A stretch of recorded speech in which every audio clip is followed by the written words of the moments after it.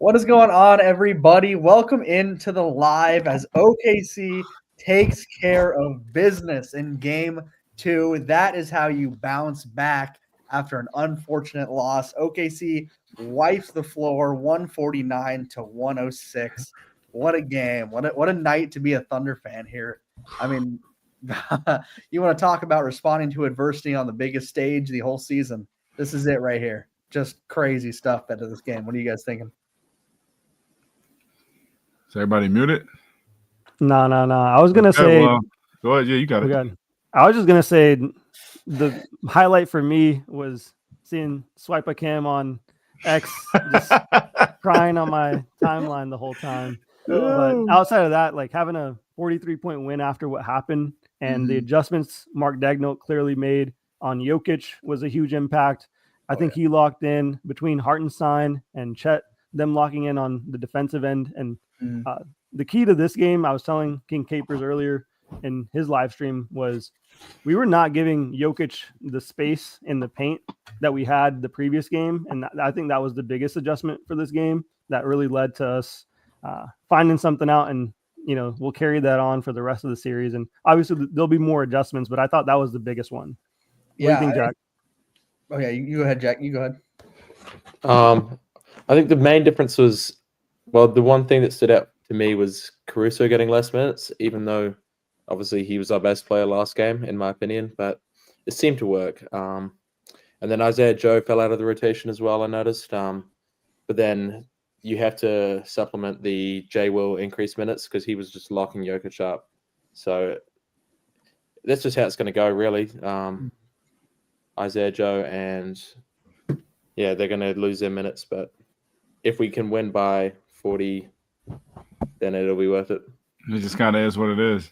Yeah, I mean, to me, this game was just an absolute reminder that we are significantly better than this team. I mean, last game was, as we know, really unfortunate. We shot terribly. They shot terribly. But the difference with this game is we just played the way that we're capable of. I mean, this was just the Thunder playing as good as they really are. And that's a really scary reminder because the Nuggets didn't exactly play terrible. I mean, 38% from the field is pretty rough, but that's our defense. But they shot 41% from the three. Like, they weren't playing awful, and they get killed, get beat by 43 points.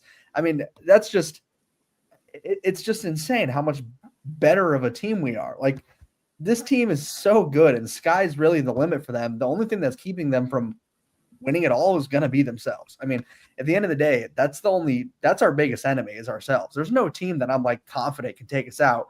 The only team I was afraid of is Boston, and they're right now proving that they're a bunch of frauds. I mean, they're going through the ringer right now, dude. RIP Boston fans. I feel bad for them, dude, because they're no, but they're selling big time.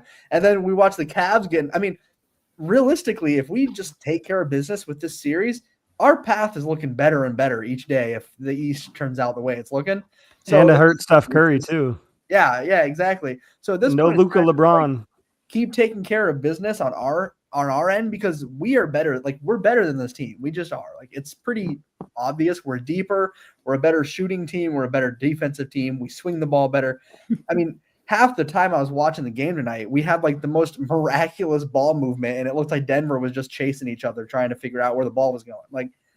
The ball movement tonight was electric. So it's insane how much better this team really is than its opponents. Yeah, man, and it was very interesting. Like you said earlier, they didn't shoot well. OKC didn't shoot well. The Nuggets didn't shoot well. And if you notice the way they were running zone against us in game one, and particularly against Shea, they weren't letting him drive. They were having Jokic cut off driving lanes and help. And if he was going to take a shot, it was either going to be a heavily contested or it was going to be a fadeaway over two people. So they forced him to kick the ball out, and we just had to make our shots. And tonight we made our shots, bro. Everybody, it seemed like everybody was making shots. Isaiah Joe, Shea, J-Dub, Chet, for sure. Man. I mean, Shea ended the game with a plus 51. 50. Dude. That's insane. 51. Plus 51. The most ever in playoffs, I believe. That's wild. So in this game, not only do we have that stat with the most ever, but then in the first half, the most points in playoff history in our first half. And people were one of the biggest things we were talking about going into the series is that we need to see Shea be himself. He's himself, dude. Like that first series was nothing to worry about. It was a little frustrating, whatever. He's fine. Like the guy is getting what he wants when he wants it. He's perfectly fine. I wanted to highlight Hart tonight. I felt like Hart just cooked tonight, dude. Yo, that floater is one of the most ridiculous but amazing shots to like. I just know being against him, that shit is gonna piss you off when he just puts up that floater. Like it looks so funny, and it's just nothing but net every time. Like wanna be Steven Adams. Say that. No, but, he's just such a good addition, man. Worth every penny, really. So for people at home, I had a question for you guys. What did you guys notice specifically defensively that was different from this game to last game? I guess I'll mention about Jokic. He's had back-to-back high turnover games, I believe. So 6 turnovers in this one. I don't know, 8 in the previous as a team total last game. So we're turning them over a lot. And I mean, 17, 8 and 6 on 6 of 16 shooting, 6 fouls tonight. And this is his all-time worst plus minus at a negative 36. This is an all-time historical defense as we've been discussing all season long. And to hold Jokic, who's considerably like a top 5 offensive talent ever, I mean, to be doing that in the playoffs in this type of moment in a bounce back game the way we needed to, we did fantastic. So I think that was a key, the way we honed in on Jokic even more than the previous game. And, you know, it's paying dividends. And that was just the increase in minutes from Jay Will. Went from 3 minutes first game to 12. He just came on, and Mark couldn't take him off because Jokic couldn't score on him. Like, nothing. You can't really say anything about his defense. It's just he beat him, really. Like, wasn't doing anything spectacular. Right, and it's not just in the scoring side. I mean, he only had 8 boards. He's an incredible rebounder. He had 20 against us in the last game. That was one of the biggest things that killed us. He was getting every single rebound that he wanted. He couldn't get. I mean, only 8 rebounds from a guy like Jokic is like. I mean, that's incredible. That's insane. That was one of the biggest problems last game. We just could not get a board with him around. But really, just cleaning up on the boards all around. That was game changing. We played. A lot of people say when you play the Nuggets, and I think I've talked about this before, just like they're like just to let Jokic get his triple double, guard everybody else. No, like there's ways to slow him down, and we're figuring that out. Like when you figure that out and you start to slow him down, the whole team, the entire team, just crumbles. They cannot work if he's not playing the way that he's like been doing all season. So when we slow him down, I mean, the whole team just can't build around him. I mean, we talk about Jamal Murray being a playoff riser. He didn't do anything this game. I mean, he couldn't get his game going this game. He only shot the ball 9 times. Like that's just not, and 5 of those were threes. So they just could not get shots up. They couldn't get what they wanted. They couldn't get Jokic orchestrating how they wanted. I mean, this was just a classic blowout in like every facet. Yeah, we've seen the Thunder. We haven't really lost 3 games in a row. The most, I believe, in the regular season was 2. So I expected us to, you know, come back and play like this. The thing I wanted to mention about Jay Will is we needed a guy out there also to take some of that force and, you know, give Jokic, you know, a tough time. Like we need someone out there fouling him, to be honest. And that's just like he's just one of those guys that we can bring that physicality and set a certain type of tone that the other 2 centers aren't really doing. And that frustrated him a lot. Like he was frustrated. As soon as Jay Will was in the game, he was at the refs the whole game after that because he was not able to get past him. And on top of that, you know, how many fouls are they going to call, you know, on one guy when he's on the floor? So I thought that was a great adjustment as well. Mm-hmm. There was something kind of small but big to me that I wanted to point out. The thing that was concerning, obviously, with last game was the whole like concept of those last 2 free throws for Chet. He went 7 of 7 from the free throw line today. That is a small thing, but the confidence to come into this game and go 7 for 7 from free throw after bricking the last 2 in the biggest moment of the game, like that's good, dude. Like what a good bounce back for him. I mean, 15 and 11, he was fighting the whole game, but just the confidence to knock down the free throws again, get back to the line and go 7 for 7. That I just really liked seeing that. It was super small, but that's something that like it's really meaningful to him, I'm sure. And Mark, I bet Mark really gave him credit for that, because that's a big thing. I mean, you got to hit your free throws. And when you don't, I mean, obviously we saw how it costed the game. So something like that could have really affected his play in this game. And it didn't. I mean, he was ready to play just like normal. He had a great game. I was going to say Shea also went. He is, really. Yeah. I was also going to say Shea went 11 for 11 on his free throws. So I thought that was huge. Just in general, we've been a really good free throw shooting team, and kind of the low free throw makes last game, I knew we'd, break out of that pretty easily. The other thing I wanted to mention about Shea in this MVP battle is in 4 straight games, Shea has 30 plus points now. So we're seeing him ramp up, as I mentioned, I think in our preview of the playoffs, where, Shea's going to hit that 28 mark, and then he's going to jump up to that 32. And he's starting to make that stride slowly. And we're going to see him, put up these numbers that we're expecting him to put up. Yeah. Absolutely. We've kind of talked about how important that's going to be. So just watching games like this and watching him get the 34 is another one of those situations where, like, you can feel his presence in the game, but then you check the box score and you're like, oh shit, he's at 28 already. Like, it's just so casual. I mean, he just gets everywhere he wants, gets whatever he wants when he wants it. And tonight was another example of that. And what I love the most was he wasn't just chucking up threes tonight. He only shot 2, went 1 for 2. He played his game, got to the free throw line, got to the mid-range, finished, just played his style of basketball and notched 8 assists while he was at it too. So it's just a textbook game, doing everything right. As for something that I didn't actually love, I know we did kind of talk about those minutes that you're going to have to sacrifice, but I really do think someone like Caruso should be getting more than 10 minutes. Absolutely. 10 is not enough. I mean, even when we're blowing him out like this, why? I mean, I get he has been hurt several times this year. You don't want to risk the injury. I get that. But even before that, like, the effect he had on last game it's kind of a slap in the back of the head. It's like, you just had one of your best games of the season. Now we're going to give you barely double-digit minutes. And it's like, I don't know. I hope next game we see that go up more. Maybe Mark's just playing it safe, since, kind of from the get-go, it was pretty clear that we were dominating this game. So I'm going to go with that. It did also look like at one point Caruso did take a pretty decent fall. It took him a little bit to get up. Maybe he was just a little sore, so they just called it for the game. But hopefully that's all it is, because and he played a really high intensity game. He'll be playing a lot in the next. He's gotta, because and before he had this crazy game in game 1, we've all Thunder fans have been saying how important it is that he gets minutes. I mean, we brought him on this team for not just the defense, but the experience. I mean, he's got championship DNA. He's won a ring. He's an incredibly intelligent basketball player. Like, the guy needs minutes, whether he scores 19 or if he scores 5, it's not going to make a difference, because we know what he brings. So we just got to see. I just hope we see more minutes, but I agree with you guys. Physical game, probably just playing it safe, hopefully. Yeah. The other thing I wanted to mention real quick about the glow up that Chet had, along with Mark's adjustments that he made, the other glow up that we need to mention is Mark Dagnall had a successful challenge on that Lou Dort fourth foul on Nikola Jokic when the Thunder were up 104-69, but there was no free throws given to Jokic, which, frustrated him more.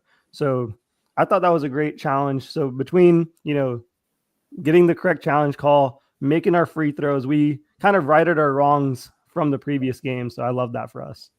Yeah, that's a really good point.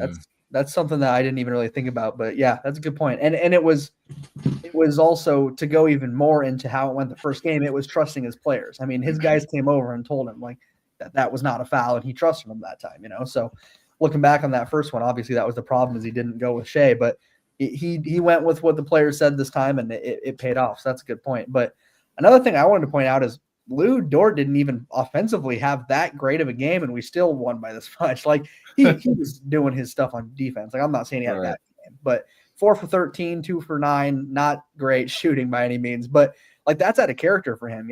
Imagine he has his normal, like, he does knock down a 3 or 2 more, and I just always feel like we find ourselves looking at a blowout and realizing, like, how much bigger of a blowout it could have been if a couple players played better. And that's so reassuring, because it's like it makes such a safety net for the next game, where we don't have to play this good, but we can, like, we have guys who can all play this good. So it's a bit of a safety net that I don't really think any other team has. I mean, that's kind of the payoff of this deep, deep team. I was just about to say, bro, that just shows you how deep our team is, man. Like, just next man up mentality. Just literally always have a guy who's gonna give you his all. I mean, everybody on this team is gonna give it their all, but you can have guys like Lou, who has been a 3-and-D player this playoffs, have an off night, but then you have Isaiah Joe, who goes 4 for 4 from 3 in his bench minutes. Like, you just have people constantly picking up each other's slack, and games like game 1 are just such a fluke. I mean, that's such an unfortunate way to lose, just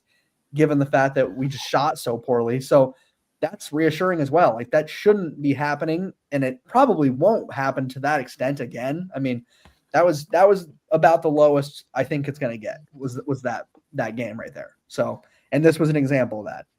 So what a way to respond. I mean, that was kind of my concern. Was I wasn't concerned that we wouldn't win, but it was like how aggressively are we going to respond? And we set the record for the most points in a half in playoff history. So we responded fairly well.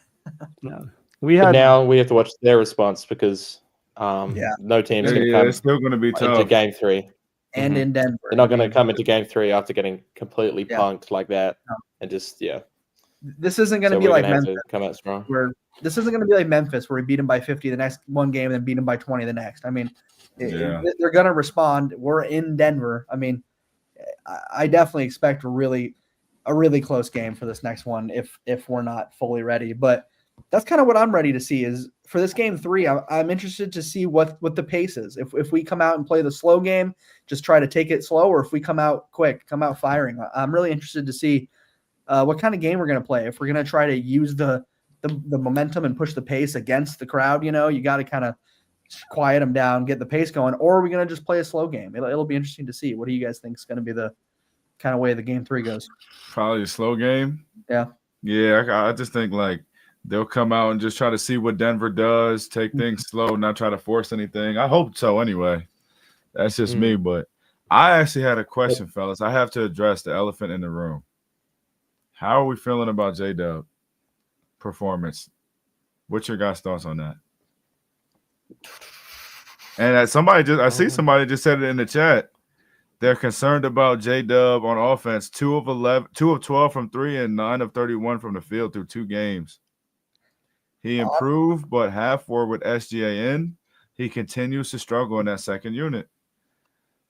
I understand the idea of the concern, but I'm not concerned. Because I just think J-Dub has shown enough this season that he's taken such a step up as a player, where when he's in this little slump he's in right now, I just don't think it's going to hold up. I think at some point we're going to see he's going to get out of the slump. It's just a concept of making and missing shots. It's not like we're watching him do things out of character, do stupid plays, take stupid. I mean, he's playing the way he plays. He's just not making his shots. So it's kind of like, it's pretty much, do you think that slump's going to keep going, or do you think at some point his shot's going to fall?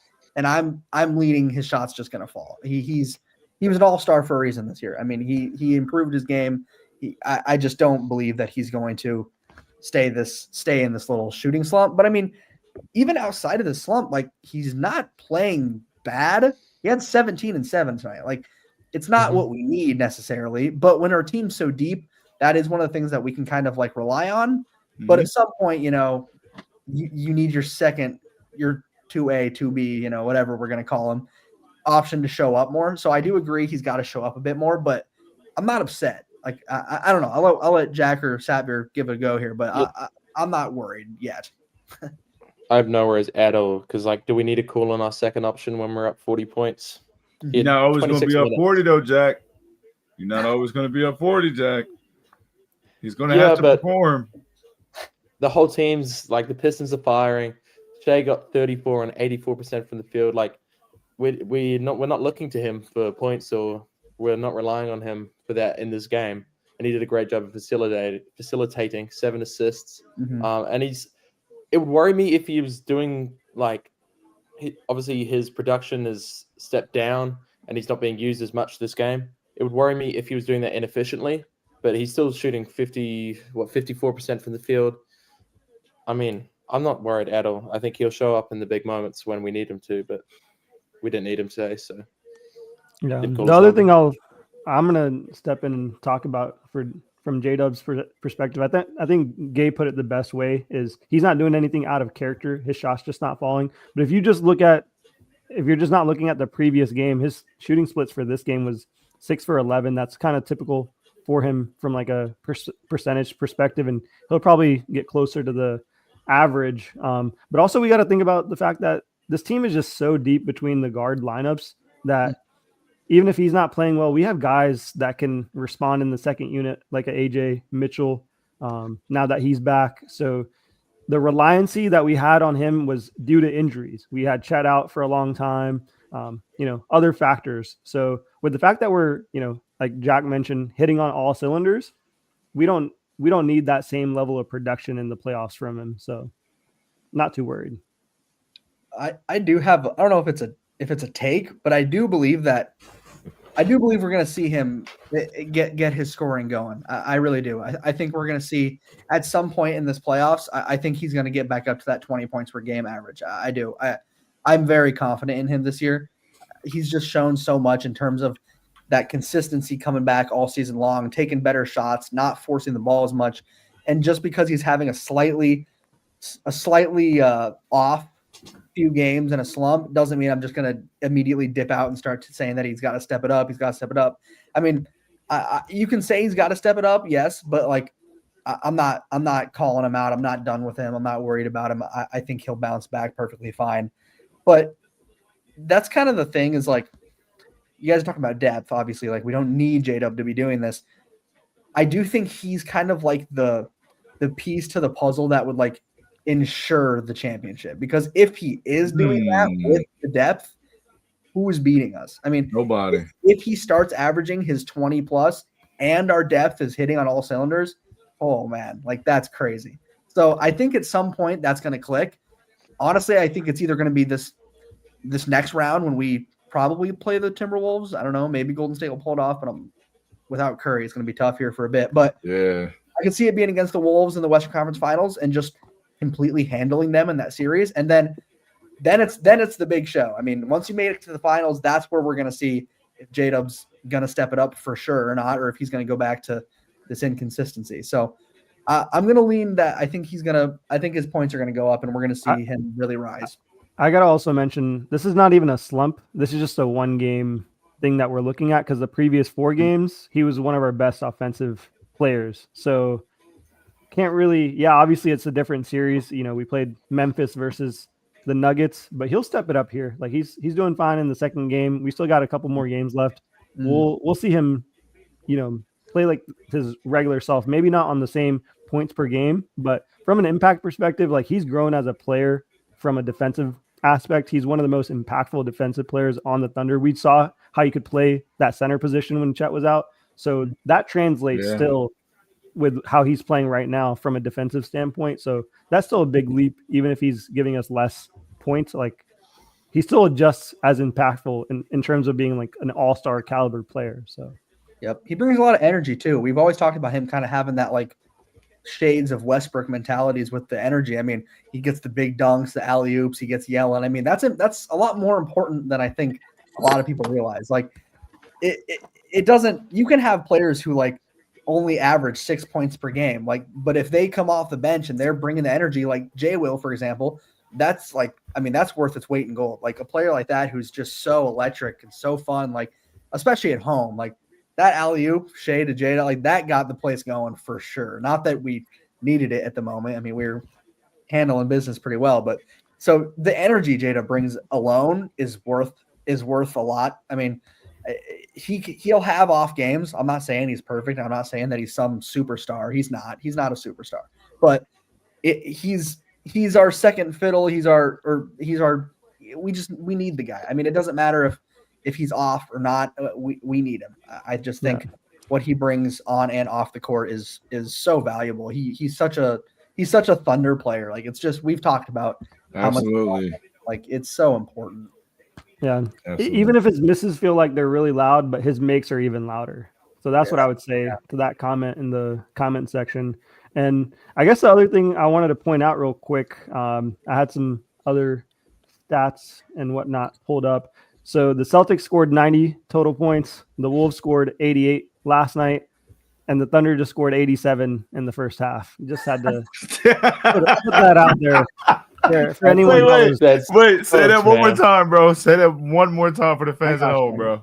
So the Celtics total scored 90 points. The Wolves last night only scored 88, while the Thunder at half had 87. So oh my That's god, ridiculous. yeah. Well, another thing to think about with like that particularly, let's say we do get the Wolves in the next round.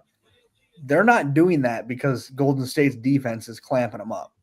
They are on a horrendous Yeah. right now. I believe it was 12 of 72 from three in the last two games, I think it was. yeah. You saw the clip of Ant. His I reaction. seen that. He was a holy shoot. His reaction is how I think every NBA fan reacted. But assuming that they don't just randomly rise to the occasion like Minnesota tends to do when we play them, assuming that they just play normal, imagine our defense against that right now. I mean, with our defense firing on all cylinders, if Ant's not on, it's not gonna be close. I mean, he has to pretty much average over 30 every game if they're going to beat us.